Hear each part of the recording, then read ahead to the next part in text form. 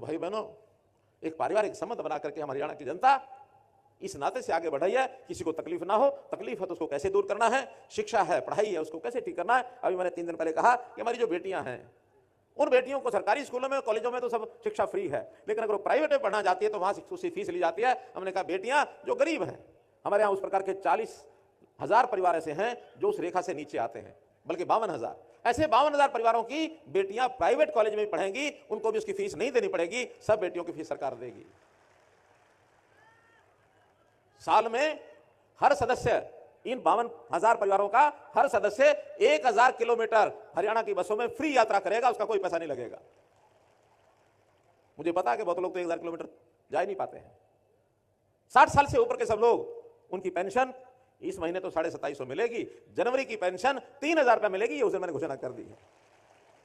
और केवल उनको मिलती है ऐसा नहीं है, हमारी जो ऐसी किन्हीं कारणों से दुर्भाग्य से बहन कोई विधवा हो गई उसको भी मिलती है, जो दिव्यांग है, शरीर से थोड़ा लाचार है, उसको भी मिलती है। हमारे सामने विषय आया कि जिन भाइयों की पत्नी की डेथ हो जाए उनकी चिंता करो। हमने कहा अगर 40 साल के अगर ऐसा कोई व्यक्ति है, उसने दोबारा शादी नहीं कराई है, उसको भी 3,000 रुपये का पेंशन जाएगी। तो मित्रों, भाइयों बहनों, इस विषय में मुझे इतना ही कहना है कि समाज के अंदर कुरीतियां जो आती हैं उनको दूर करने के लिए महापुरुषों के जो वचन हैं वही काम आते हैं। और कुरीतियां, अच्छाइयां ये साथ साथ चलती हैं। कभी भी कोई ऐसा समय ना पहले आया, ना आज है, ना आगे आएगा कि कुरीतियां हमारी जान छोड़ देंगी। ये दोनों वृत्तियां, दैव वृत्ति, राक्षस वृत्ति साथ साथ चलेगी। हमारा प्रयत्न ये है कि दैव वृत्ति जो अच्छी वृत्ति है उसकी लाइन लंबी करें और राक्षसी वृत्ति की लाइन छोटी करें। उसको कैसे हम पिटाई करें, कैसे उससे हम अपने आप को बचाएं, ये हमारा काम है। इसके लिए महापुरुषों की शिक्षा वो हमें काम आएगी। अपने परिवारों में दिए जाने वाले संस्कार, हमारी दादी, नानी, बूढ़ी माँ, बूढ़े पिताजी, वो हमारे पुराने तरह समय की जो कहानी हमको सुनाते हैं बहुत, उसमें से शिक्षा मिलती है, अच्छा कैसे बनना है। इसी प्रकार से संत महापुरुषों की ये वाणी, ये भी हमको अच्छी दिशा में ले जाती है। सरकार भी अपने प्रयत्न अपनी तरफ से करती है।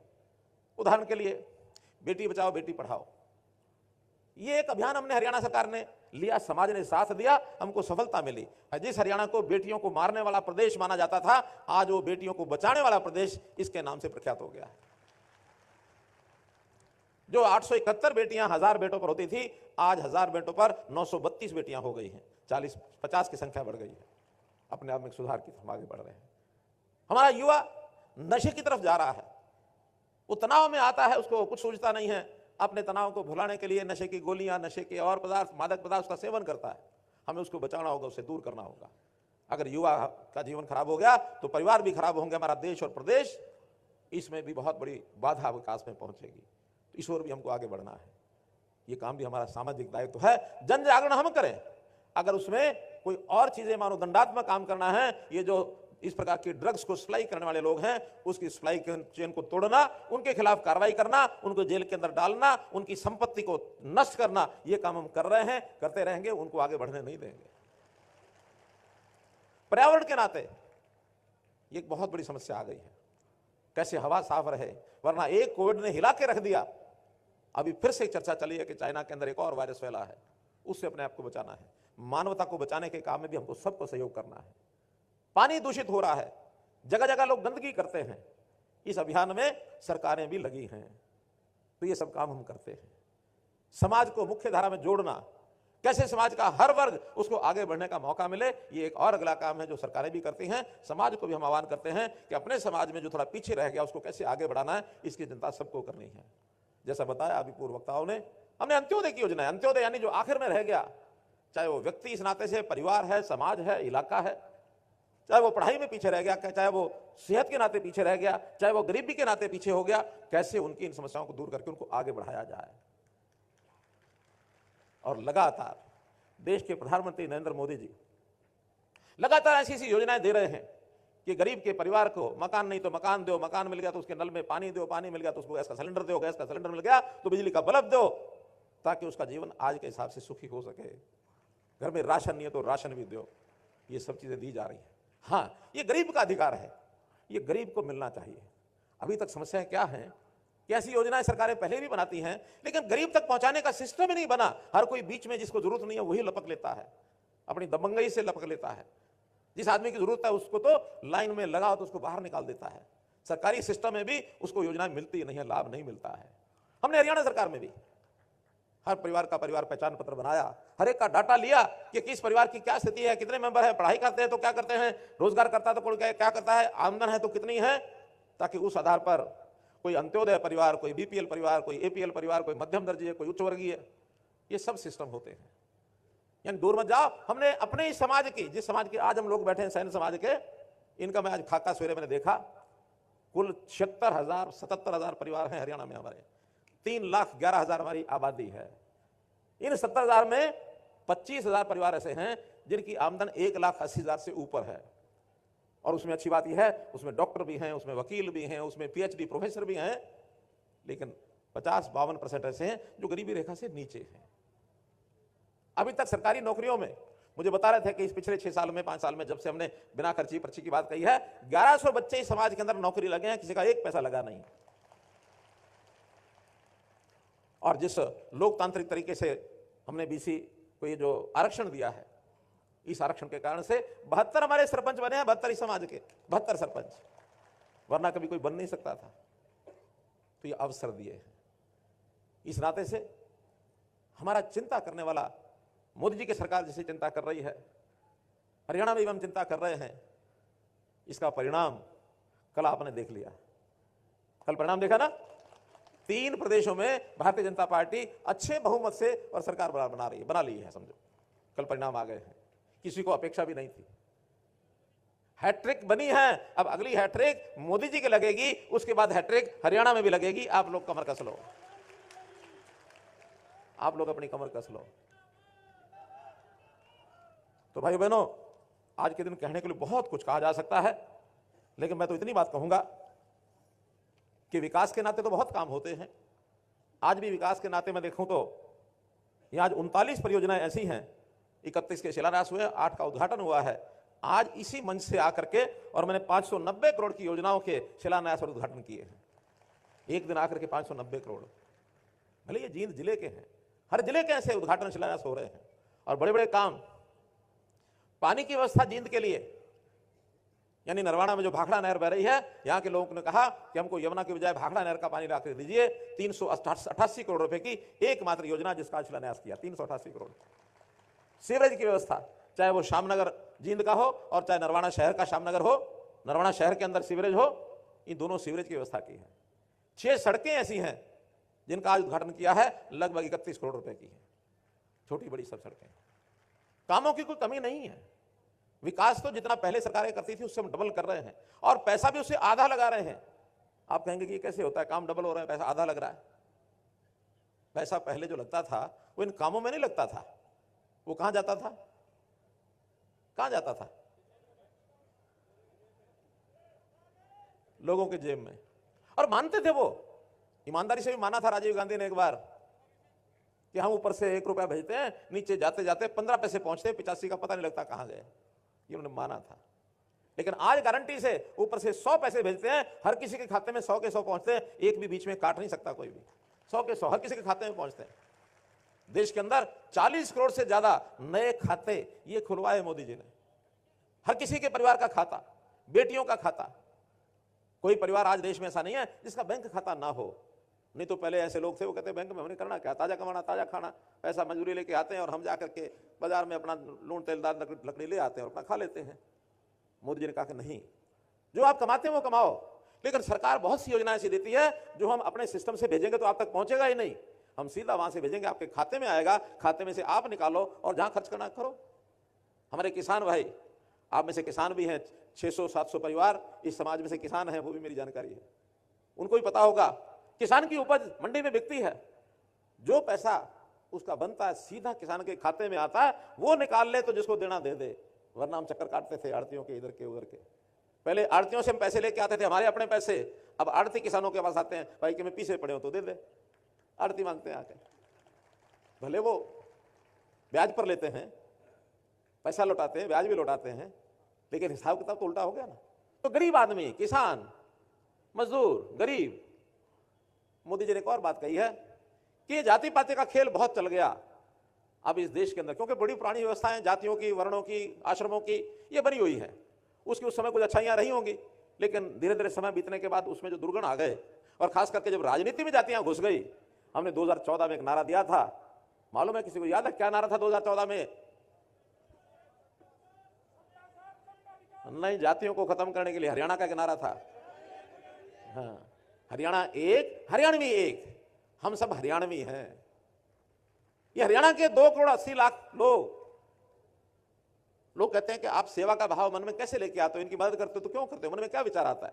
मैंने कहा देखो, विचार सेवा का लाने के लिए सबसे पहले होता है कि वो आदमी अपना है कि नहीं है, ये विचार हर कोई करता है। जैसे अभी सेवा करते हैं अपने बेटे की, बेटी की, माता की, पिता की, पत्नी की, भाइयों की, बहनों की, उनके तो काम करते ही है ना, उनकी मदद करते ही है ना, क्योंकि वो अपने रिश्तेदार हैं, इसलिए उनकी करते हैं। मैंने कहा ठीक है, मैंने भी कल्पना की है कि मैं अपने हरियाणा के 2,80,00,000 लोगों के साथ संबंध बनाता हूं, ये मेरा परिवार है, मेरे परिवार के सदस्य हैं।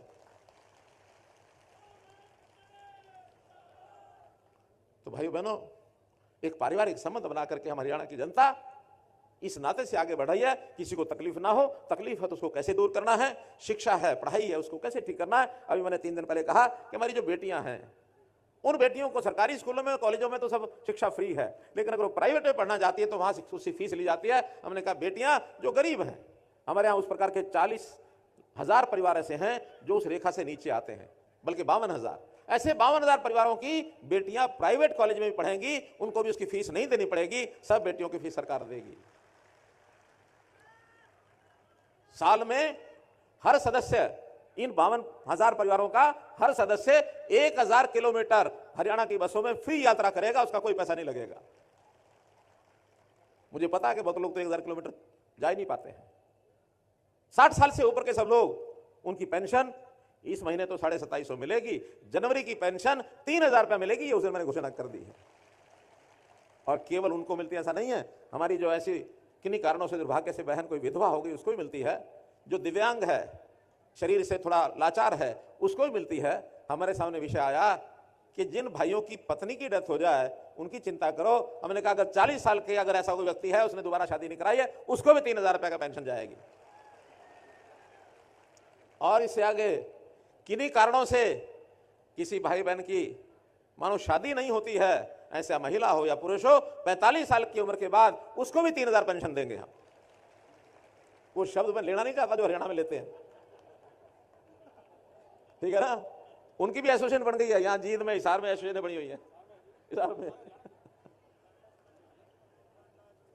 तो मित्रों, काम के नाते तो मैं गिना सकता हूं बहुत, लेकिन चूंकि सूचना मिली है कि जब तक इस खत्म नहीं करेंगे भाषण को, तब तक वो राशन भी इंतजार कर रहा मिलेगा नहीं, इसलिए जल्दी मुझे खत्म करना है। तो इसमें कुछ मांगे मेरे सामने रखी गई हैं। एक बड़ी मांग, नाम जो है हमारे समाज के नाम के साथ सैन भी लिखा जाता है, नाई भी लिखा जाता है, सैन नाई इकट्ठा लिखा हुआ है। हमने एक पत्र लिख दिया है केंद्र को, उसकी परमिशन मांग लिया है कि अब सैन नाम से अलग से अगर हमको अपनी पहचान करानी है तो अलग से हो जाएगी।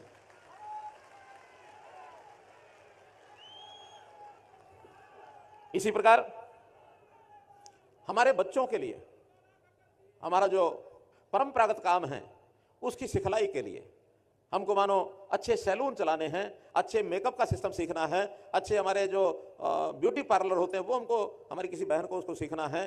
तो इसके लिए 4 ऐसे केश विकास, केश कला, केश कौशल विकास केंद्र ऐसे 4 जगह पर खोलने की मैं घोषणा करता हूं। एक खुलेगा गुरुग्राम में, एक खुलेगा हिसार में, एक होगा रोहतक में, एक होगा अंबाला में। अब ये 4 कोनों में अलग अलग खुलवाए हैं। अगर इसमें सफलता मिलती है तो हमको इससे आगे बढ़ करके भी खोलने में कोई आपत्ति नहीं है, और जितने सेंटर कहेंगे, क्योंकि हमारे काम की आज डिमांड है, मांग है। अच्छे सैलून, अच्छी मेकअप के स्थान और अच्छे ब्यूटी पार्लर की दुकानें। आज तो शादियों में एक एक मानो सौंदर्य के नाते से जो मेकअप और ये जो सारा सिस्टम होता है ब्यूटी पार्लर का, हजारों हजार रुपए लोग खर्च करके आते हैं। मेरा अनुभव नहीं है, आपका सबका होगा, बहुत खर्च करते हैं लोग। तो उसके क्यों नहीं हम आय का साधन बनाए, अच्छे सिस्टम खड़े करें। आज पैसा खर्च करने वाले बहुत हैं लोग, तो इसलिए ये केंद्र बनाएंगे। विषय आके किसी एक मार्ग का नाम संत शिरोमणि सूरसेन जी महाराज के नाम से रखा जाए तो करनाल में एक सड़क है दामनवाला हॉस्पिटल सफेद रोड से राज अस्पताल रोहतक रोड तक, जिसको JD7 रोड कहते हैं। इस सड़क का नाम संत शिरोमणि श्री सैन जी महाराज के नाम से रखा जाएगा। इसी प्रकार एक चौक का नाम, हाँ जींद में बताया मैंने। अच्छा, वो क्या है कि हमारे करनाल यशपाल ठाकुर, मेरा कुछ संबंध ऐसा बना हुआ है, मुंह से करनाल लेके जाता है। ये जींद का ही है, ये जींद का ही है। ये बड़ा ही रोड है, ये बहुत बड़ा रोड है, बड़ा रोड, बहुत मेन रोड है, छोटा नहीं है ये। हाँ। ऐसे ही गोहाना रोड जींद, जो हमारी कचहरी है, कोर्ट है, कोर्ट के सामने एक जो चौक है, उस चौक का नाम और संत शिरोमणि श्री सैन जी महाराज के नाम से रखा जाएगा। और उस चौक पर अगर हम लोग चाहें तो प्रतिमा भी लगा पाएंगे। अगर कोई स्टेट नेशनल हाईवे का, नेशनल हाईवे रोड तो नहीं है ना, कॉर्नर पर जगह है तो वहां एक प्रतिमा भी लगाई जा सकती है। एक डिमांड ये आई है कि किसी एक संस्था, तो जिस संस्था का नाम मुझे बताया गया, इनको पता नहीं होगा, उस संस्था का नाम पहले रखा जा चुका है। उस संस्था का नाम पहले धन्ना भगत जी के नाम से मेडिकल कॉलेज जींद का नाम रखा गया, लेकिन उसमें भी 3 अलग अलग टावर बनेंगे, बड़ी बिल्डिंग होंगी। तो एक बिल्डिंग का नाम संत शिरोमणि सैन महाराज जी के नाम से रखी जाएगी, ताकि उनके नाम को अमरता मिले। जो ये चौक की बात आई है, सड़क की बात आई है, तो आप लोग पहचान कर लें, एक भिवानी में और एक करनाल में, चाहे चौक या सड़क, जो आप बताएंगे उनका नाम भी 2 का और रखा देंगे। नहीं, दोनों में कह रहा हूं, एक उधर एक उधर, दोनों में है। करनाल में है तो भिवानी में कराओ। पंचकुला देश की राजधानी है। ऐसे ही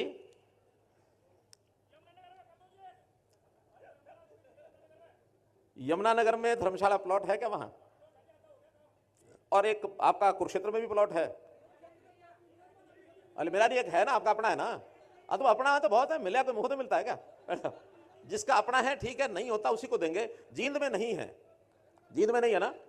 तो जींद में एक आप लोग, हमारा जो हरियाणा शहरी विकास प्राधिकरण के प्लॉट निकलते हैं, उसमें जहां जहां आपको चाहिए उसमें एप्लीकेशन आप दे दो, और एप्लीकेशन देने के बाद उसमें जहां जहां चाहिए उसमें उन प्लॉटों का विचार कर लिया जाएगा। और आप जींद के भी एक अप्लाई जरूर कर दें। जींद में जो बैरागी धर्मशाला के पास प्लॉट है ना, उसमें 4 हिस्से करके और एक 900 गज का, लेकिन आप अप्लाई कर दो, ठीक है।